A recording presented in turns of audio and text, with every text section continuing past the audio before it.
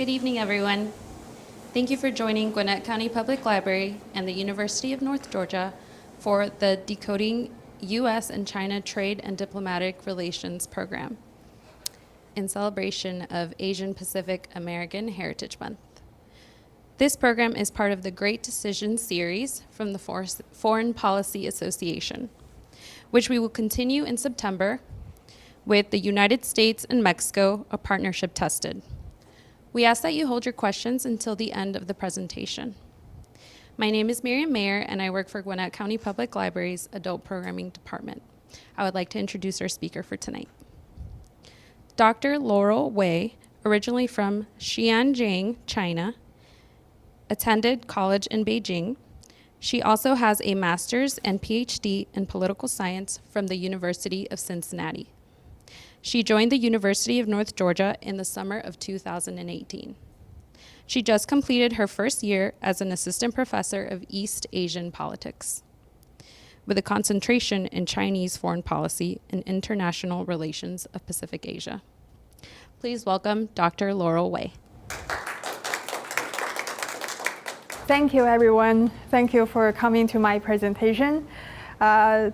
Today, we are going to talk about U.S.-China trade. So for this presentation, I'm going to cover four topics. The first I'm going to provide a general overview of U.S.-China trade. And the next, I'm going to explain some of the contemporary issues in U.S.-China trade.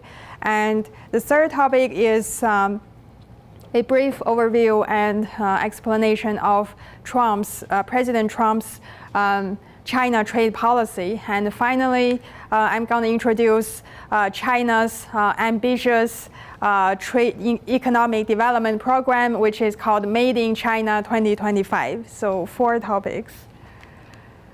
So this picture is actually was taken in January this year.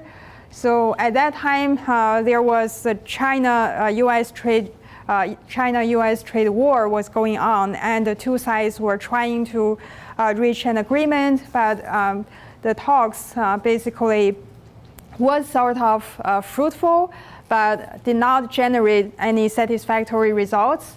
And some current events recently actually show that the two sides are gonna talk again.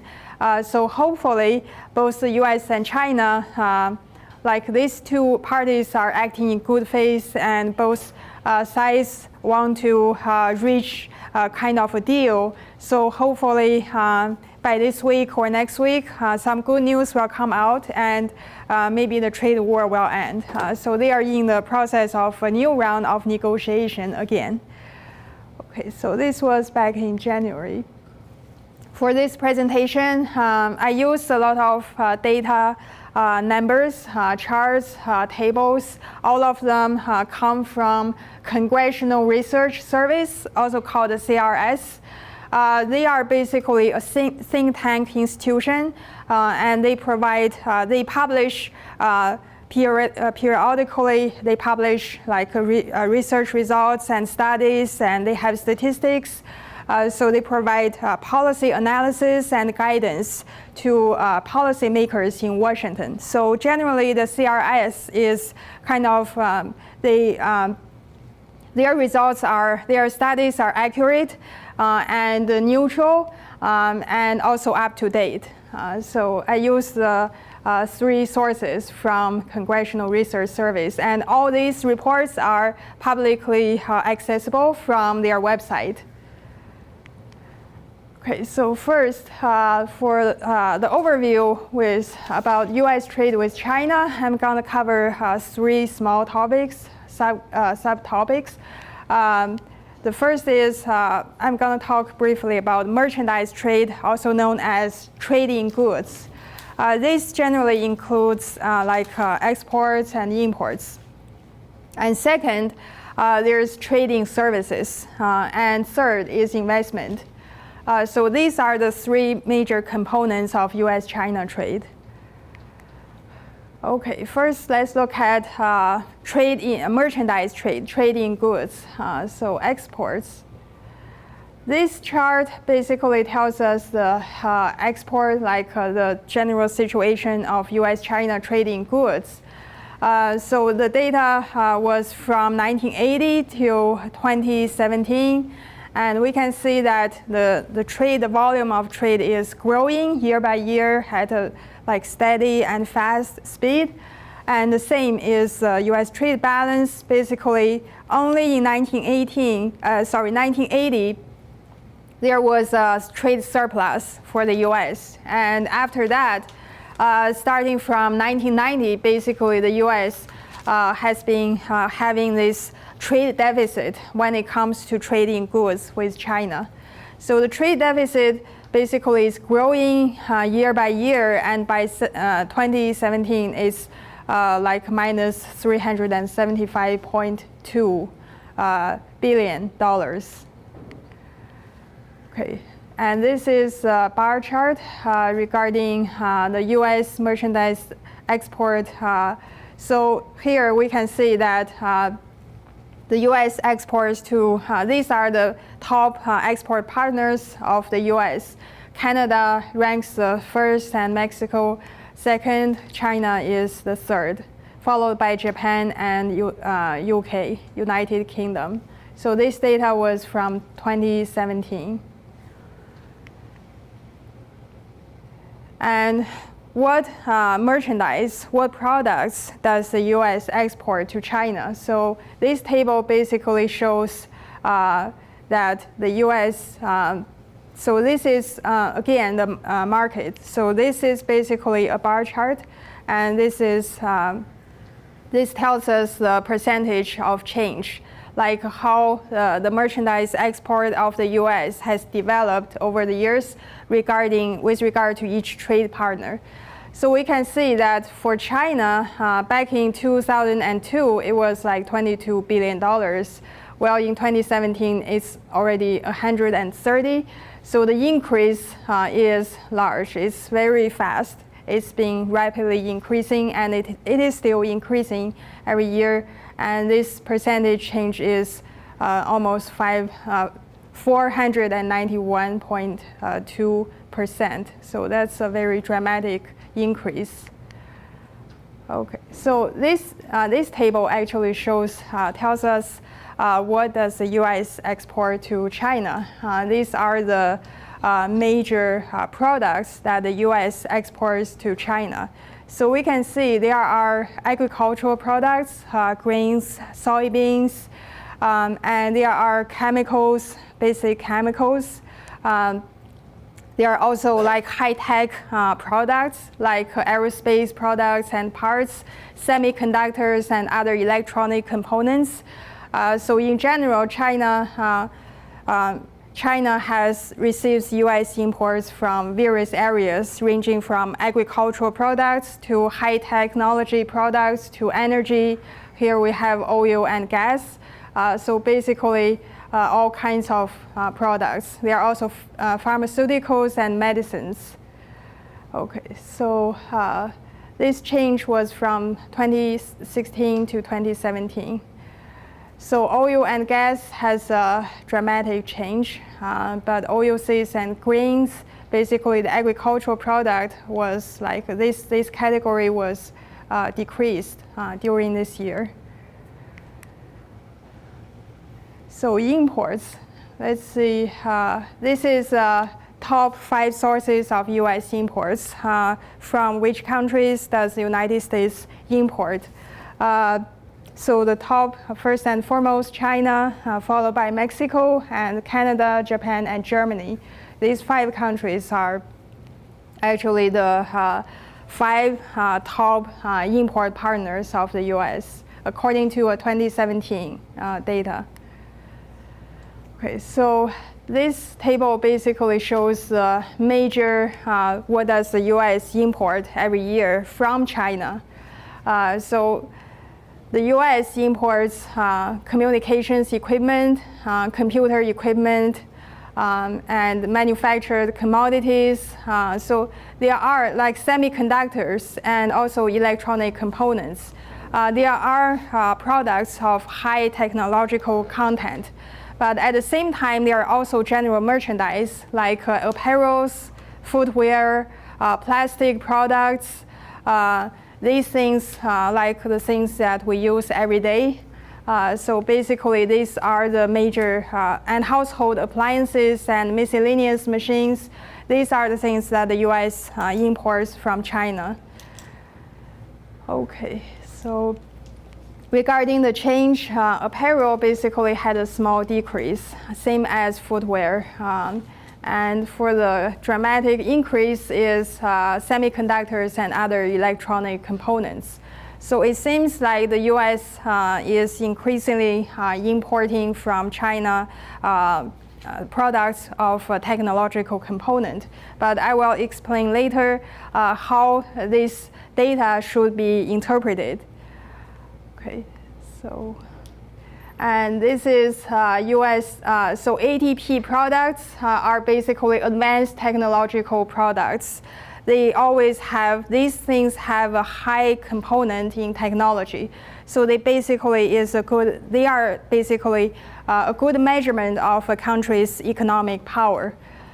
So these are the US imports of the advanced technology products from China by major category.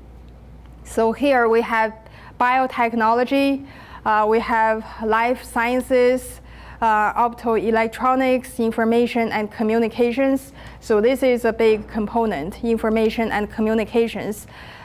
Some of China's biggest telecommunication giants want to have more market access in the US, and they have met some barriers because of different like national security concerns and privacy concerns.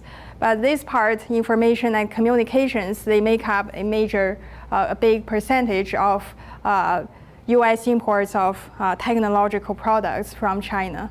And electronics, flexible manufacturing, advanced materials, aerospace. Aerospace is a small percentage. And there are even weapons. So there are even weapons. And nuclear technology is still like also a major category, but it's a small percentage. So these are the major high-tech products from China. And so these are basically trading goods. Next, we'll look at the trading services. So this is basically export and imports based on major US trading partners regarding trading services. So the major partners, again, United Kingdom, Canada, Japan, China, and Germany. Exports, the US exports a lot from to these countries, and also like there were imports. So these two charts basically tell us about the trade balance. Basically, as we see in the chart just now, so basically there was a trade deficit. There was a trade imbalance, and the US is basically having this deficit since 1990. So this bar chart basically is from 2000 to 2018. So this is the latest statistics. Back in 2000, it was like $84 billion trade deficit. By 2018, last year, it was $419 billion. So it's from this trend, we can see that the trade deficit is growing. So this is like merchandise trade. Again, this is merchandise trade.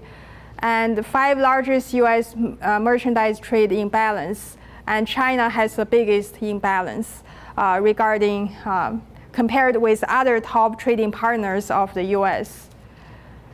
Okay. So here is they did like some research on how much Chinese products count regarding the imports products from trade between US and Asia Pacific countries. So on the left, the blue part is basically the Pacific Rim minus China. So this was back in 1990. If we exclude China, then other other Pacific Rim countries account for like 43.5.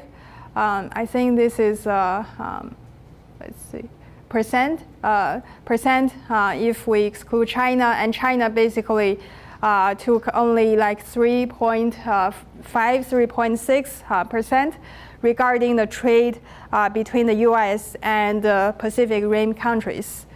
Well, in 2017, the situation has changed. Basically, if China is excluded, then other Pacific Rim countries only had about 21% regarding the total trade between the U.S. and Pacific Rim countries, whereas China alone would take up 26.4%. So that's a large percent. Regarding China's increase from 1990 to 2017, it's a big increase, and China has occupied a significant percentage increase in U.S. trade with Pacific Rim countries. This is like U.S. manufactured imports from China and Japan.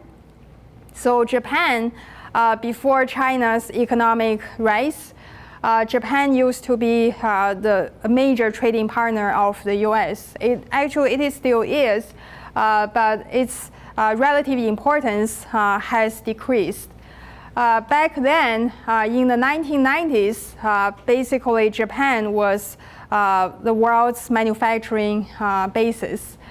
So basically, Japan was good at making like apparels, home appliances, general merchandise, and semiconductors, technology products, and things like that. And the U.S. imported a lot from Japan.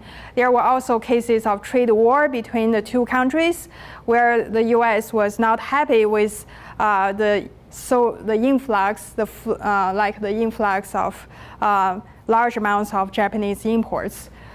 So in early 2000s, this situation has changed. Before that, Chinese imports to the U.S. was not so significant, and few people paid attention to it. And the turning point is actually around 2003.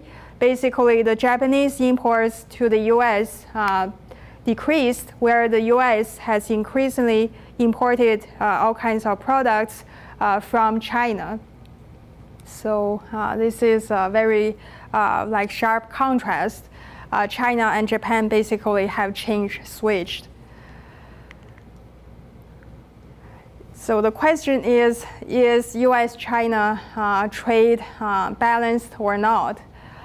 So basically, there are all kinds of arguments. And the arguments that we most commonly see in the media is that the U.S. complains a lot about the imbalance regarding trade with China, and in particular, it's a growing trade deficit regarding the merchandise trade.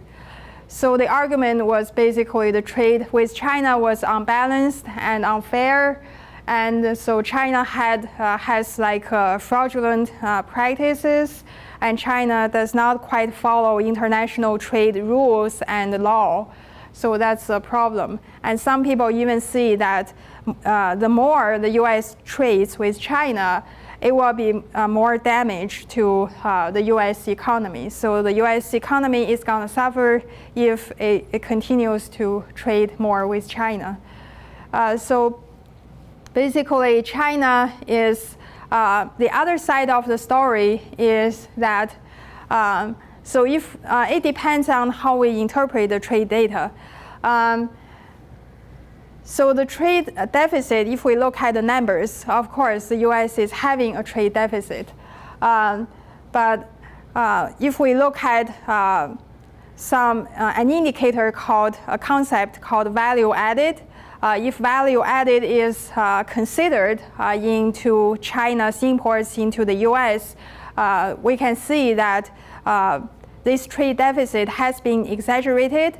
And so at least 35% of the U.S. trade is kind of inflated data. It was exaggerated. Conventional trade data has not taken into consideration the value added. Basically, the argument is that there is trade deficit, and it's a fact, but how big is the deficit? That's a question of debate. Some people would say, well, China, the US has a lot of products imported from China, but at the same time, China does not have an advantage in high-tech component products. So basically, the things made in China are often cheap and in large numbers. And China, for the high technological products, China is often the final point, which means China basically is responsible for assembling those products. They don't engage in so much like technology or innovation, and those things are most valuable. If it's just assembly and also manufacturing of like small components, then it's just labor and resources. So it's not that valuable. If we look at the value added, China only contributes to a small percentage of value added in the technology products imported from China to the US.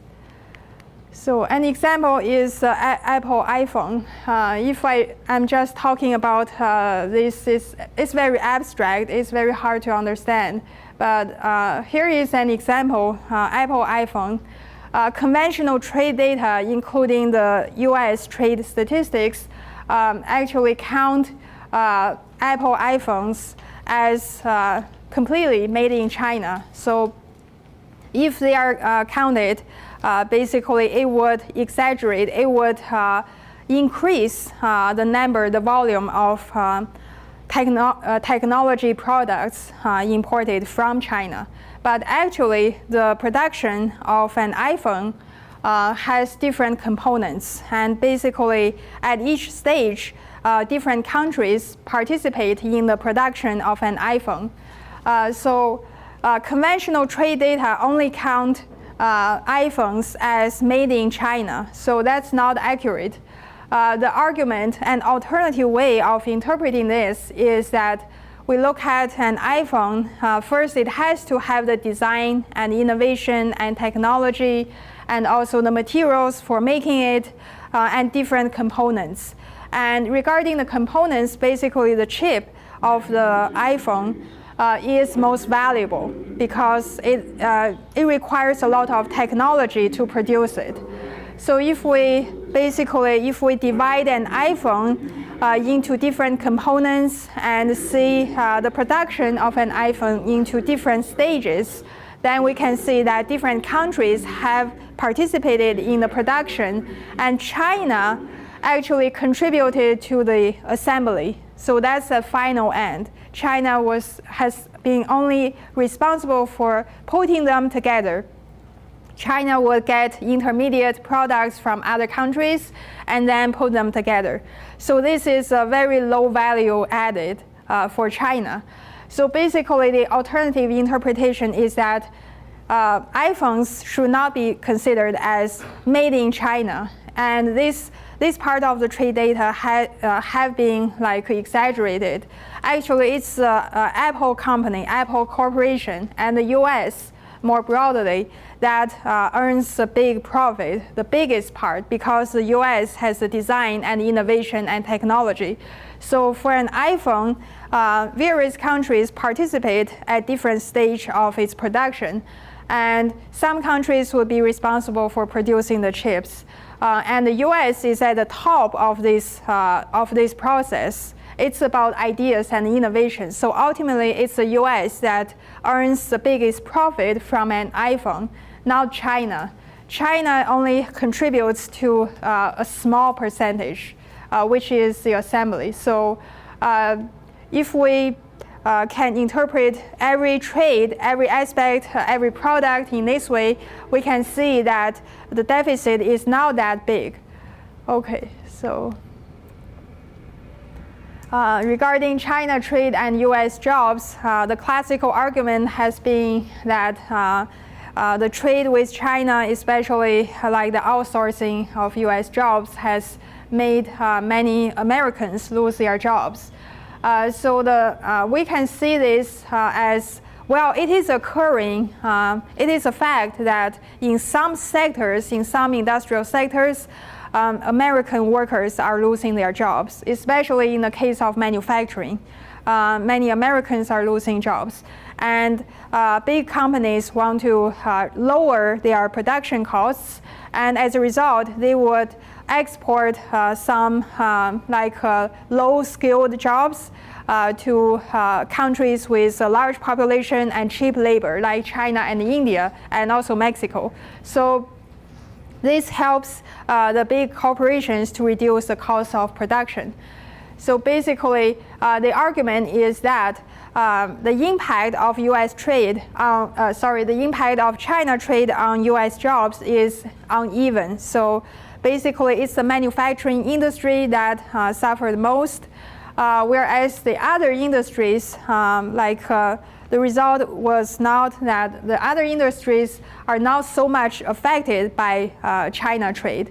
So basically, there was in many sectors, there are also like technological innovation and transfer. So this will cause some sectors to lose jobs and some sectors to gain jobs. So it's more like a flow of jobs across different sectors. So you cannot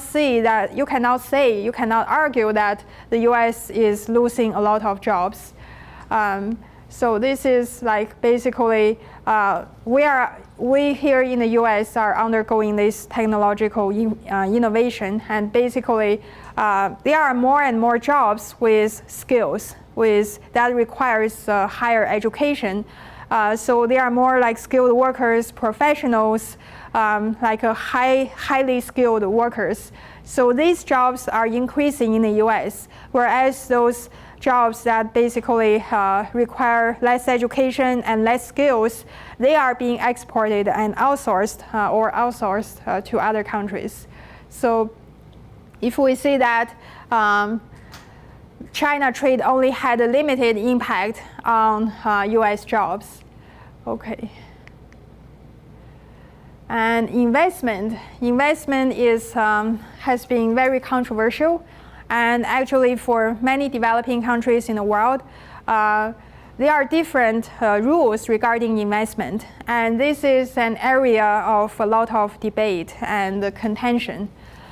So here I'm going to cover briefly the holding of US securities, foreign direct investment, and other non-bond investments. So these are the major components, major categories under US-China investment. So here we have China's holding of US securities.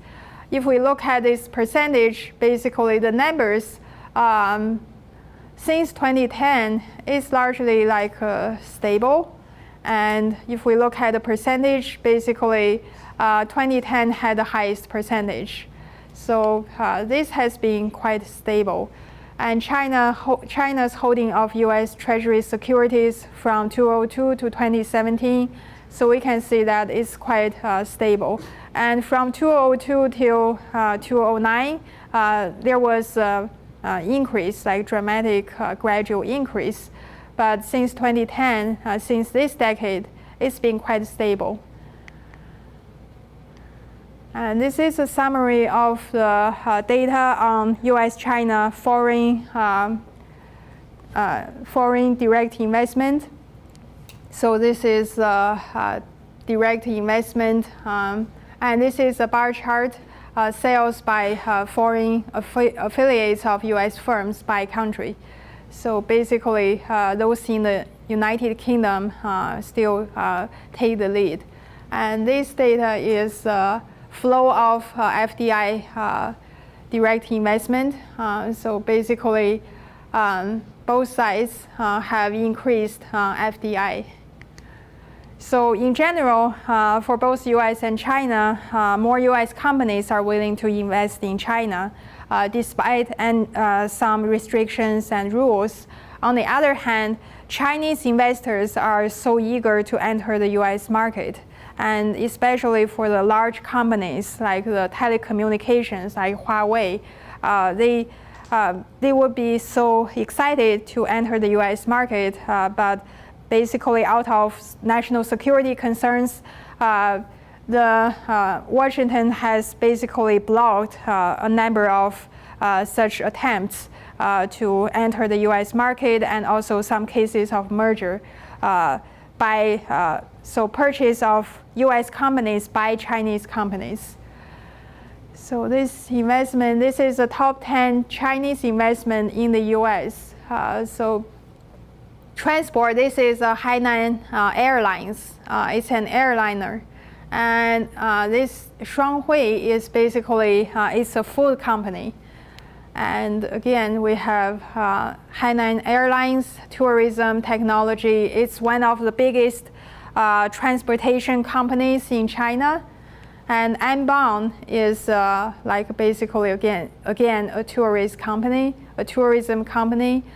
Haier is actually is home appliances. Okay, so we have other like technology. This is Zhuhai Technology and Legend. So this is technology, and CIC, I think it's the China Investment Corporation. It's mostly a bank. Okay, so major U.S. concerns come from national security.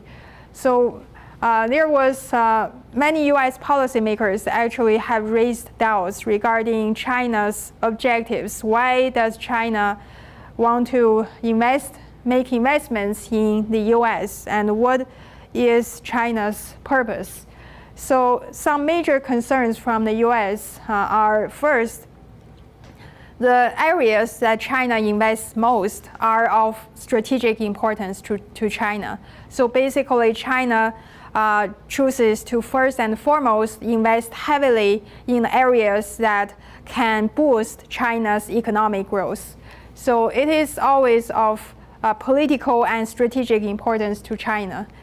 And then the U.S., China also like uses private companies as fronts to gain the investment opportunities in the U.S. So basically, they use private companies at the front, and it is actually the state-owned enterprises or the state-controlled businesses that are behind and are the major actual investors in the U.S. So they basically use these private entities as like proxies. And there is an attempt to bypass the U.S. regulatory procedures. Basically, they try to manipulate the rules to the extent that they can evade some restrictions regarding investing in the U.S. And finally, there is cyber espionage. There are cases where the policymakers have raised concerns that these Chinese investors are not just doing business in the U.S., they also want to obtain trade secrets and also like copyrights and some confidential information, and even those information of national security importance from the U.S. So this is kind of a threat. Next, I'm gonna talk briefly about major issues. In this slide, I've already listed some concerns from the U.S. regarding trading with China. So here, the first issue basically is China's state capitalism. State capitalism is not particular to China. Back in the 1980s, 1990s, a number of East Asian countries used state capitalism heavily, like Japan, South Korea, and Taiwan. They all had more or less some state intervention in the economy. So basically, the national government was making the guidelines and also giving directions and setting priorities regarding economic development. So basically, China borrowed ideas and experiences from these countries. And China's state capitalism raises the U.S. concerns is because it's a party state, it's a communist country.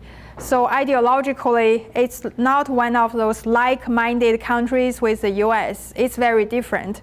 and it's an authoritarian regime. So it's very different from the US.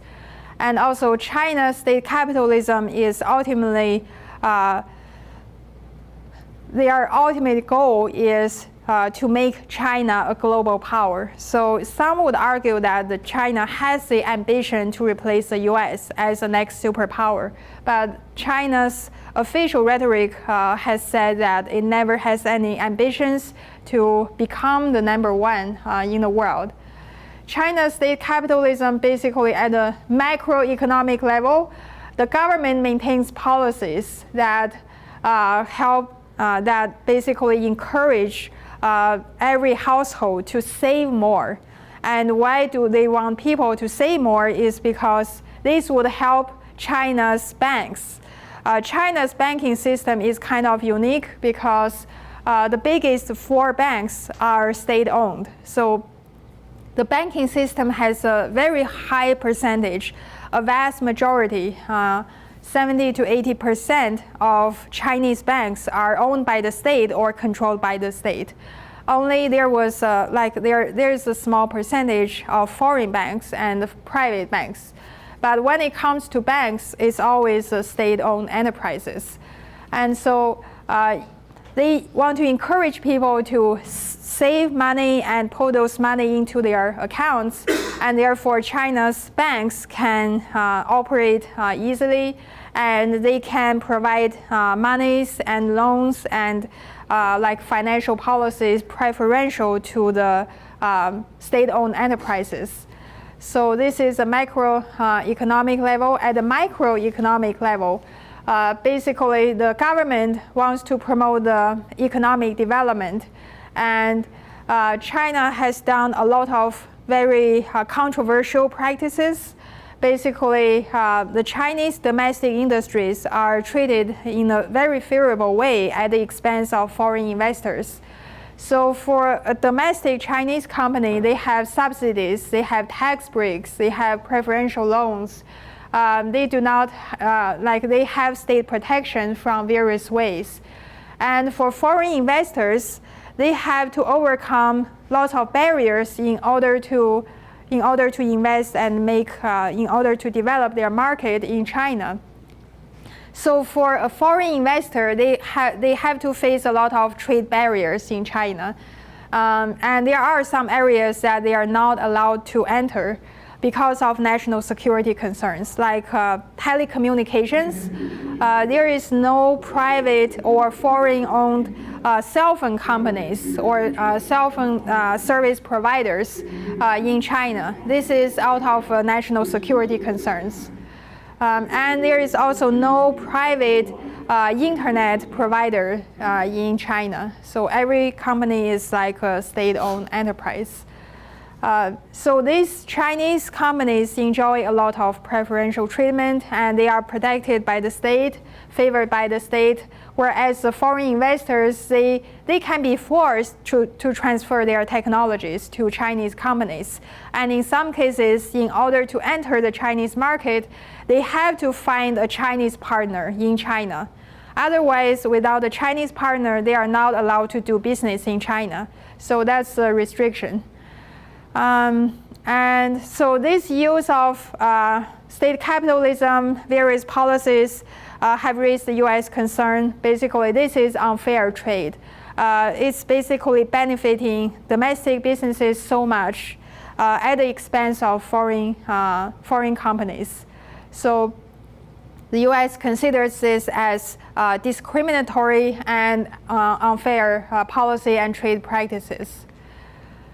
So this table is the top 20 Chinese companies in 2018, Fortune's Global 200, the world's 200 most influential companies.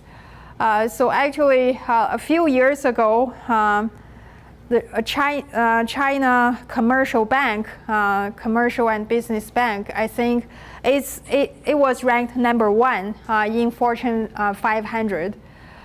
So here we can see there are different companies. So there are utility, energy industries, banks, banks, and also like insurance, telecommunications, China Mobile, and also like mining, pharmaceuticals, different industries.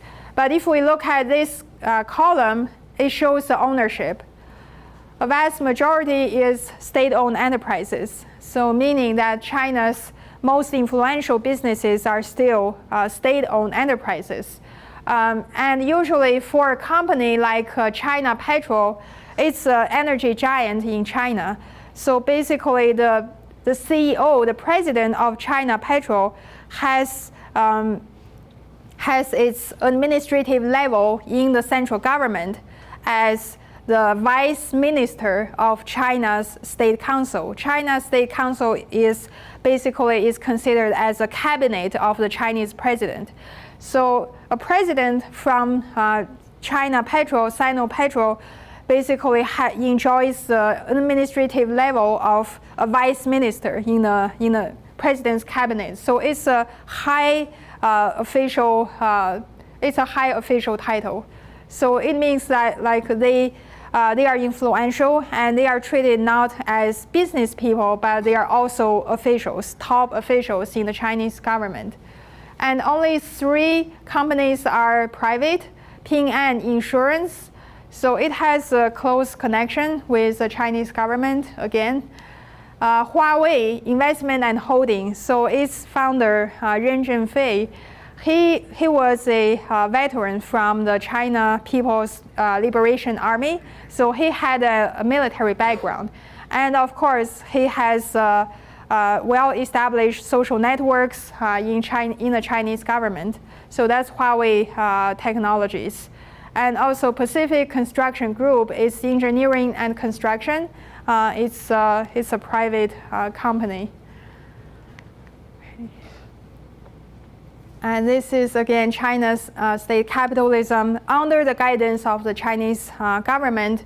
There is a concept called indigenous innovation.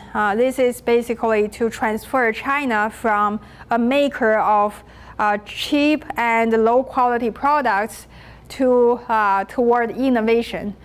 So it's the government is encouraging different businesses to to engage in innovation and produce more ideas and put their ideas into practice, to have more inventions and to get more patents and copyrights.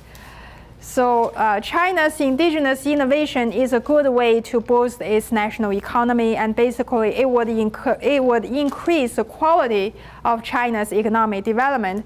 But the U.S. is concerned about it is because it largely excludes the foreign enterprises. So foreign businesses have to have a lot of restrictions in order to participate, or in many cases they are excluded. They are not allowed to participate in China's indigenous innovation. And also, in order to have a market share in China, they have to transfer their technology and trade secrets. This means that the U.S. firms cannot keep their secrets and technology as they wish. In order to stay in China, they have to transfer technologies to their Chinese partners. And once their Chinese partners have gained technology, they will just kick their foreign partners out because they no longer need them, right? So that's a concern for the US. Basically, they are trying to manipulate the system and trying to take advantage of American firms by forcing them to transfer their technology and trade secrets to Chinese companies. So there are new restrictions on information and communications technology. So basically, for example, the security equipment in the banks, the ATM machines, basically are not imported because of national security concerns. And also China, since 2015, China has passed a number of national security laws. Basically, the national security has become a top concern for China. And under the name of national security, China has more restrictions so that foreign companies cannot get involved in the market of information and communications technology. In this sector, it is dominated by Chinese firms and mostly state-owned enterprises. Okay, so. And the second concern from the US is regarding intellectual property rights. China has not kept a good record of intellectual property rights protection, IPR protection. So this is again connected to China's state capitalism, where basically the US firms are forced to transfer their technology, and the US government believes that this kind of practice basically harms the US firms and also constitutes cases of infringement of intellectual property rights. So according to the data from CRS, Congressional Research Service, by April 2019, from 2011 to 2018, China was linked to over 90% of Justice Department's cases about economic espionage and 2/3 of its trade secret cases. So there are lots of investigations going on. There are other issues like cybersecurity issues. Again, this is closely related to intellectual property rights protection. And also Chinese investors are so eager to enter the US market, and they basically, they want to participate in the big projects. So like in Europe, especially United Kingdom, China's participation in the local economy has been very significant. Basically the airport and also the large industrial zones and also power plants are all funded and like basically supported by China. So Chinese investors, Chinese firms are going abroad to occupy different places and also take these opportunities and to develop different projects. Okay, so in the US, basically, the concern is that most Chinese firms are not private, they are state-owned, and the funding comes from the government. So basically, the reason that they are so wealthy is because they enjoy the protection of the government, and the government basically is backing them up. And also, President Trump, out of US national security concerns, has blocked a number of mergers of Chinese companies to the US companies. So basically, Chinese companies are very ambitious in purchasing different American businesses like hotels, real estates, and factories, technology companies, different businesses. So this has raised a lot of national security concerns to the US. And also Huawei, last year, at the beginning of last year, Huawei failed to enter the US market. And again, there are like arguments regarding whether or not Huawei is actually spying. Huawei is tracking and basically hurting the privacy of US citizens and tracking and getting secret data that it shouldn't get. So there are other issues. And this is basically the solution is that the US and China decide to sit down and have a talk. So back in 2015, there was a cybersecurity summit between the US and China. And basically, this was the first stage cooperation and dialogue between the two sides. And they want to make things clear, and they want to like set up rules regarding like how to cope with cybersecurity issues. So in the Trump administration, there hasn't been a second summit since 2015. So both sides are actually working toward the second one. But they are making attempt, they are trying to like talk with each other. So the leaders are trying to talk with each other.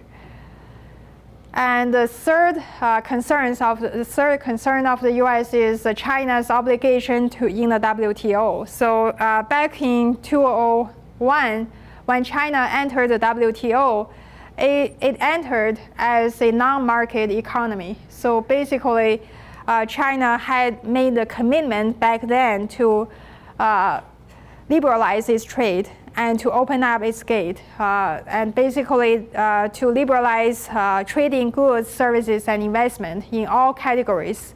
So China's market economy status back then was going to be reviewed again in the December of 2016.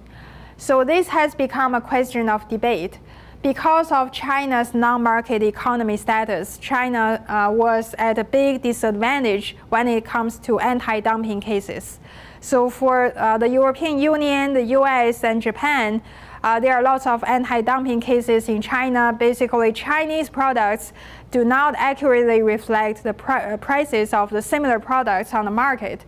But China has intentionally pushed down the prices of their goods in the attempt that they can they can export their goods in large numbers, in large amounts. So in the anti-dumping cases, China always loses, and China is obviously not happy about it.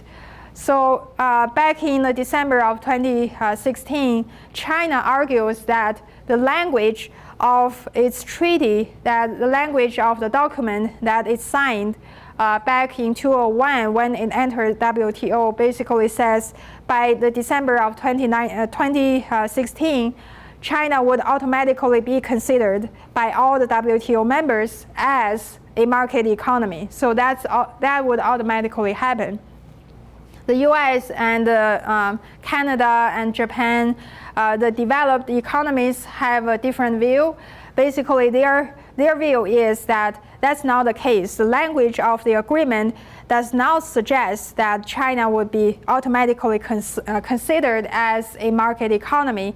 Instead, they are going to conduct a review, a joint review regarding whether or not China has met the requirements for a market economy. And the result of their investigation was no, China was still not a market economy. So today, under the World Trade Organization, China is still not a market economy. So it doesn't have the market economy. But China has been very successful in promoting its market economy status. China has been very active in promoting its free trade agreements, bilateral and multilateral free trade agreements all over the world. In order to negotiate a free trade agreement with China, the precondition is to recognize China as a market economy. So by doing that, many trading partners of China have to recognize China as a market economy. So as a result, whoever has had a free trade agreement in China actually automatically agrees that China is a market economy. So China has been very successful and is expanding its free trade agreement network all over the world. And currently, China is still negotiating free trade agreements with Canada, with Israel, with other countries. Okay, so this is the major targets of US anti-dumping cases. China is very remarkable in anti-dumping cases. And Trump administration's China trade policy. This is basically President Trump back in 2017 put forward in the report like how the US should consider trading with China and how what kind of trade partner China is. So basically the major ideas are it is good for US and China to maintain this trade relationship. After all, the economic interdependence is good for both sides. But at the same time, the US must also recognize that China is trying to replace the US as the #1 world economy, and China has a lot of unfair trade practices. And trading with China can also harm the US national security. So basically, this report considers China and Russia as US important partners, but also rivals and competitors. There is a possibility that these two countries have the ambition to replace the US. And the US must respond by forcing China to open up its market even further and forcing China to comply its intellectual property rights protection and to realize its commitments under the WTO and things like that. So that's the report. And US-China trade war started in the summer of last year, and it is still going on. And so this bar chart basically shows like how the U.S. employment, how the U.S. jobs are affected as a result of China trade war. So for the manufacturing industry, they are gaining jobs, except that for energy, agriculture, and services will lose a lot of jobs. So the result would be more harm than good. And the second chart on the right is basically the top 10 U.S. states that could be affected most. Louisiana and Washington states, they will be affected most, and these are the top 10 states. So if the trade war is going on, these states would have can see their economy decline and also their economic trade interests harmed by this trade war. So this one on the left basically is China's retaliation. Trade war is always about retaliation. If we start these tariffs, and then the other side will respond with a similar amount or higher amount of tariffs. So it's very rare that the other side will not respond or will just make concessions. So basically, China, as expected, when the U.S. started the tariffs, China responded with retaliation. So this is data from U.S. Trade Representative's office. Like back in last July, China did full retaliation, and last August also full retaliation. And last September, like China responded by 5 to 10% tariff hikes on 60 billion worth of imports. So this is like tit for tat.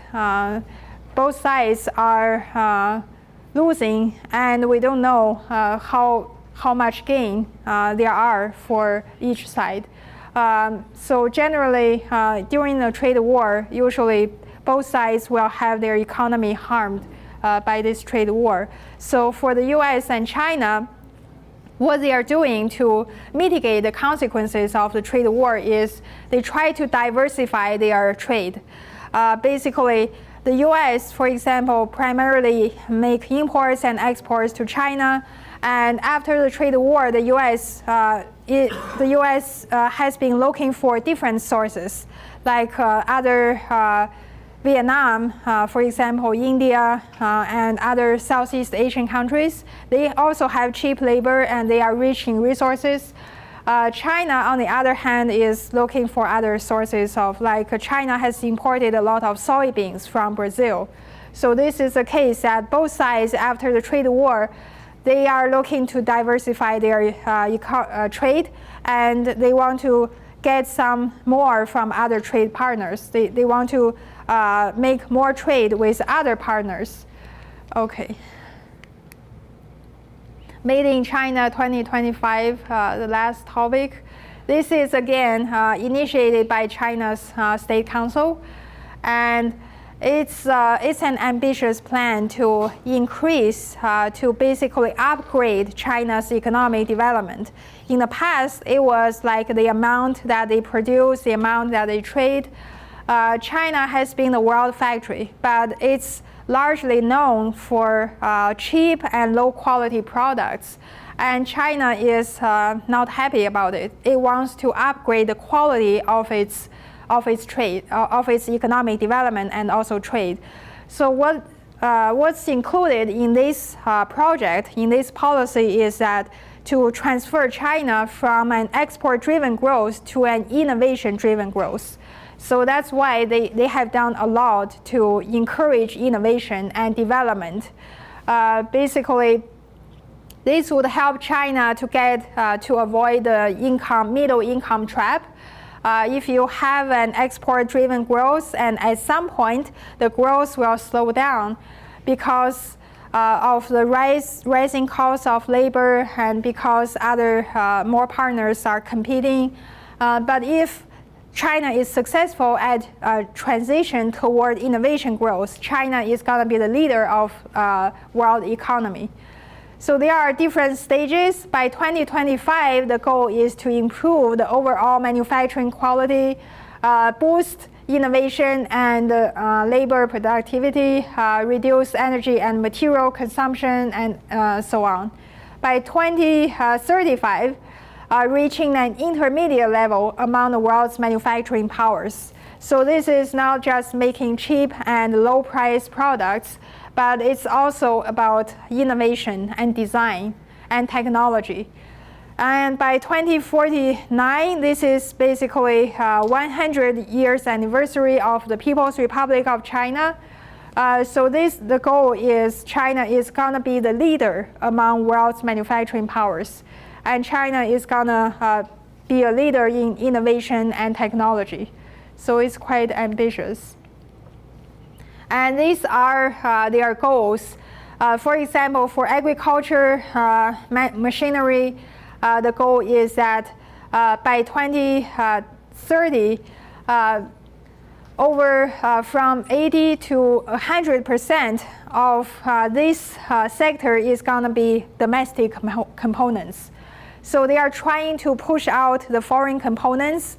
And today, China's economy still heavily relies on technology from developed countries like the US and European Union. So China is going to change that. Basically, they want to increase technology and innovation component. These industries will use a vast majority of domestic China-produced components and China-made technologies in these industries. So that's their goal.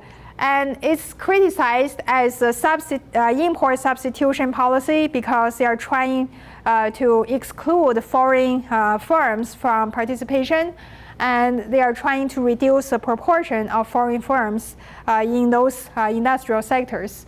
So it's kind of controversial. And again, the Chinese government is behind all these initiatives.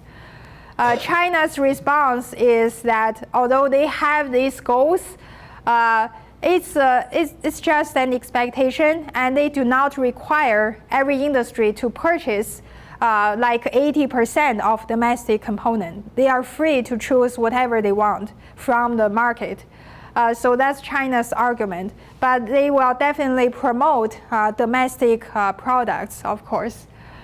So this is basically to gradually replace the technology and make China a great power, great economic power in technology and innovation. So China's ultimate goal is political, to present itself as an alternative to the American or Western model of democracy. So basically, China's model is gonna prove that there is a combination of authoritarian government and also capitalism. So state capitalism will work, and the free market does not just work with democracies, but it also works with authoritarian governments. So that's China's attempt. And China is already promoting its China model of development in Latin American countries and in Africa. So any questions or thoughts or comments? A couple. Yes. So for the next 10 years, right? How the volume of China's trade with Europe and other Asian countries compare with China's trade with the United States? So next 10 years? Yeah. Basically, the U.S. will remain China's largest trading partner.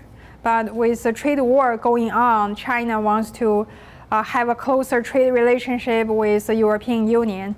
So EU and Japan and other even African countries, they are having a bigger share increasing share in China's trade. So if the U.S. lets the trade war go on, and then that will harm the U.S. Is it true that China does more trade with other Asian countries compared to the U.S.? Yes, it's true. China's top trading partners are actually ASEAN, Japan, Korea, Taiwan, and Hong Kong. So when trade data are actually counted, it's actually China's neighbors that are among China's biggest trading partners. Hong Kong is part of China, but generally in the study of economics and international political economy, Hong Kong is a separate part from mainland China. So here we are talking about mainland China, not including Hong Kong or Macau or Taiwan. Yeah. How long would it take for China to achieve parity with Western world in semiconductor technology? Semiconductor? So basically China is, right now, China still last year there was a famous case, ZTE, China's telecommunications giant. So basically, it violated the U.S. trade, the U.S. sanctions against Iran by trading with Iran. I think so. ZTE had penalties, and the U.S. court basically ruled that ZTE is gonna pay large amounts of dollars as penalty, and basically.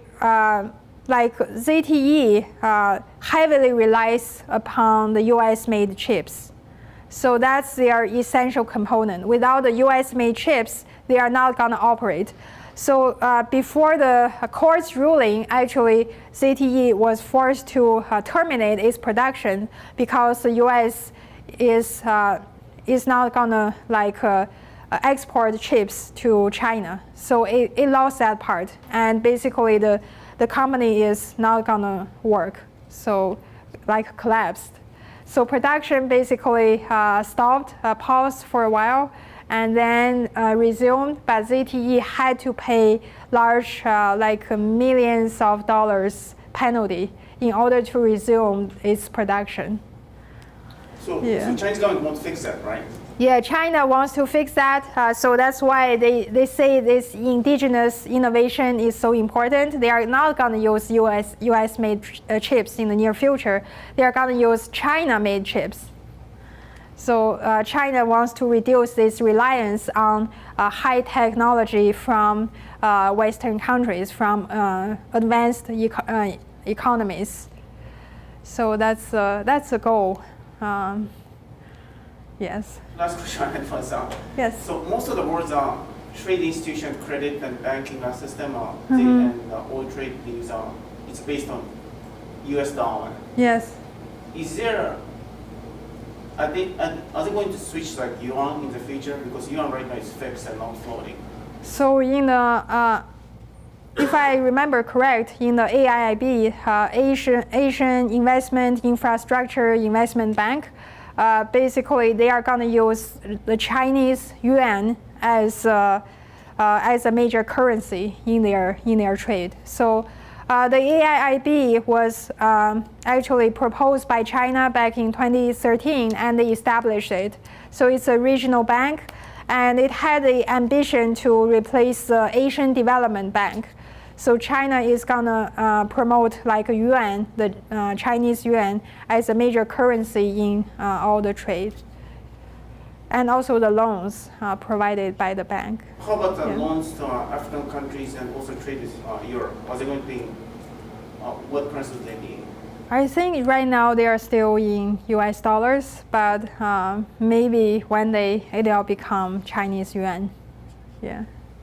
So does that mean it's going to become floating rate? Yes. I think it's already like floating. Yeah, it's partial. At least partially, it reflects the market regarding China's currency. So it's not a pegged currency exchange rate anymore. It fluctuates every day, and it's different depending on the currency market. Thank you. You're welcome. Any other questions? You can feel free to ask me any questions about Chinese economy and politics and foreign policy. So anything about China, I will be happy to answer to my best attempt. Yes. Do you think that the Chinese trade with India is going to increase, like how the U.S. trade with China increased in the past? Yeah, China, India is like becoming more and more important. So China, but they do not, their trade is not complementary. They are basically largely competitive. But China considers India to be an important partner. And China doesn't want India to go to the US side. So it definitely pays attention to trade with India. Yeah. And I think it's not gonna replace, so China-India trade is not gonna replace China's trade with the US because they are like very different in their structure. Yes. So when you say that the Chinese government is going to encourage innovation, Yes. do you have any further details on how? Because we were in China this year and we saw not that. We saw, the influences on how to, on the trains, how to behave, and then also talking to the locals and the tour guides that you can see that why they're very good at labor that's, inexpensive.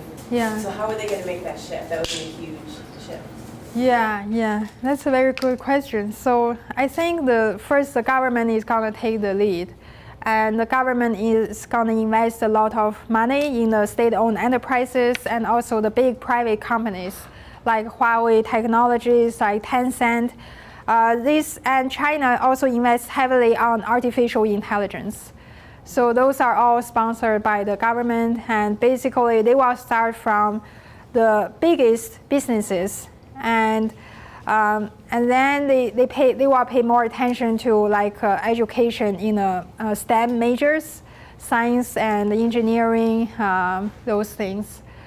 So it takes a lot of time, but a major barrier is that China is an authoritarian regime, so they do not like free thinking. There is not much freedom in thinking. So basically, in order to have innovation, you've got to have a free atmosphere to think. So the ideas basically would be hard to come out under this heavy censorship and like restrictions on free speech and things like that. And the other thing is China has a lot of brain drain. Basically, it's people with good education and good skills, they want to emigrate out of China. And they have this concern that they are going to have a better life. Their children are going to have a better education abroad. So why stay in China? So the case is many people with like a better educational background want to emigrate out of China and do business in China. So that's a smart idea. So they treat China as a market. That's the barriers for China's innovation. How does the Chinese government view Chinese immigrants who come to the U.S. and say they start a business or they're investing here? How do they relate to them? So basically, it is like a free flow of people. So basically, they don't have particular views. In the past, there were restrictions. Of course, there were restrictions regarding like Communist Party membership. Communist Party members are not so free to just go and settle down in a foreign country. They have to go through a process. Maybe probably they have to quit their party membership, which is extremely difficult.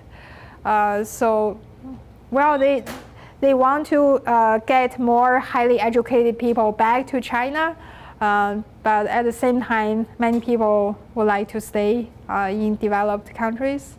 So basically, there are no negative views, but they are trying to bring more people back to China. Yeah. Any other questions? Yes. I understand the 5G, right? The cell phone. Yes. Majority of the patents are owned by Chinese company, right? Yeah. So right now, U.S. is trying to slow down the rollout of Chinese 5G, right? Do you know how is U.S. encouraging the innovations here with the 5G? 5G, I think China is promoting its 5G technologies all over the world, and like in Europe, for example, they are welcomed actually. So I think the U.S. is gonna face like a very strong competitor, China, in this particular market. Yeah.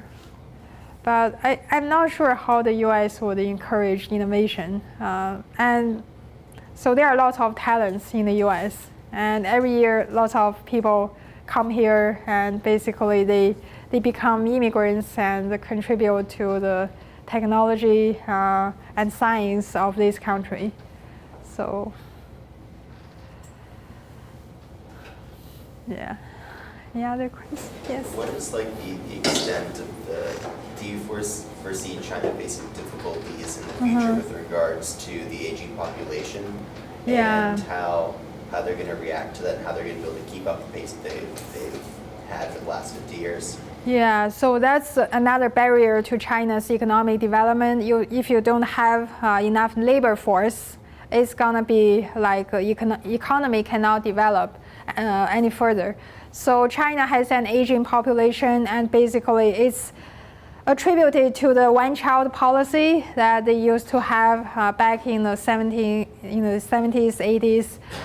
So there is a labor shortage and there is gender imbalance. There are much more men than women. So basically, I haven't read anything that China is going to encourage immigration. And so I think there are there are migrant workers from the rural areas to large cities. So that's what they do in order to have a better life, earn more money, and also fill the labor shortage in large cities. But the consequence is that agriculture would have a lot of will not have enough labor force. So, but they are not going to introduce immigration. Yeah. So, and I don't see that in the near future China is going to have a favorable view of immigrants. Basically, it's a country with a large population, and everywhere it is crowded. It's full of people. So, and also it's very hard to get integrated into the Chinese society as a foreigner. So it's hard, and they are now considering immigration. So we'll see. And right now they use a lot of rural labor force. Yeah. So if you were looking at future leaders, upcoming elections for the U.S. and for looking at our interests, what would be the messages that you'd be intrigued to see, become to the forefront economically? Like, what are the phrases that make a lot of sense to you as an expert in this area?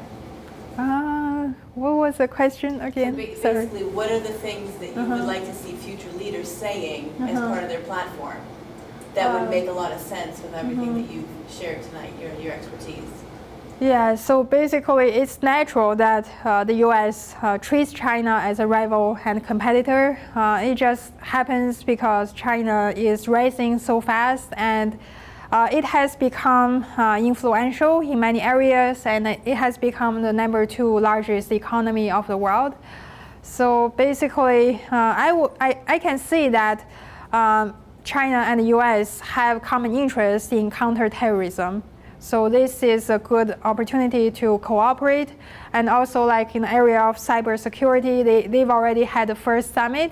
So I hope that there will be more summits regarding cybersecurity, And also like regarding China also has an increasing number of illegal aliens in China, and basically the government doesn't know how to deal with that. And it's a very new issue, and the Chinese government is like does not expect this to happen. But basically, many people from North Korea, Mongolia, and African countries go to China, and they just stay, and so it has become a problem. So I think China and the U.S. have common interest in figuring out policies toward illegal aliens and immigration in general. Yeah. So, any other questions? Yes.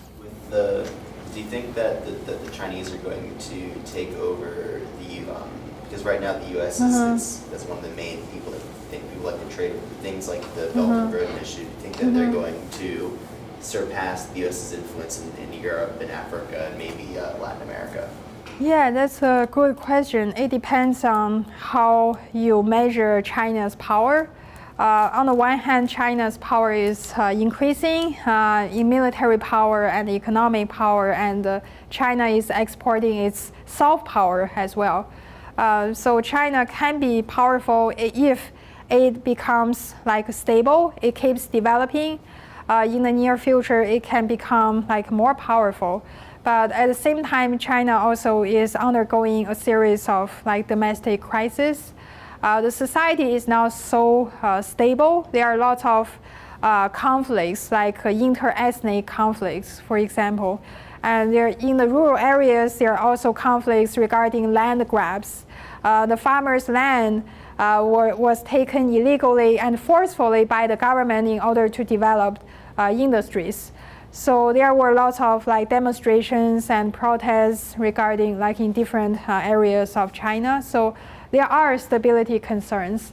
And also like the BRI, the Belt and Road Initiative, its impact is uneven. In some areas, it's developing well, whereas in others, the projects are basically abandoned, or they are basically like the local government is not interested in that. So it's like the money becomes wasted, and it takes a lot of risk to give loans to a country, to a developing country. So we'll see, it's very ambitious, and it ultimately depends on how China's economy can sustain.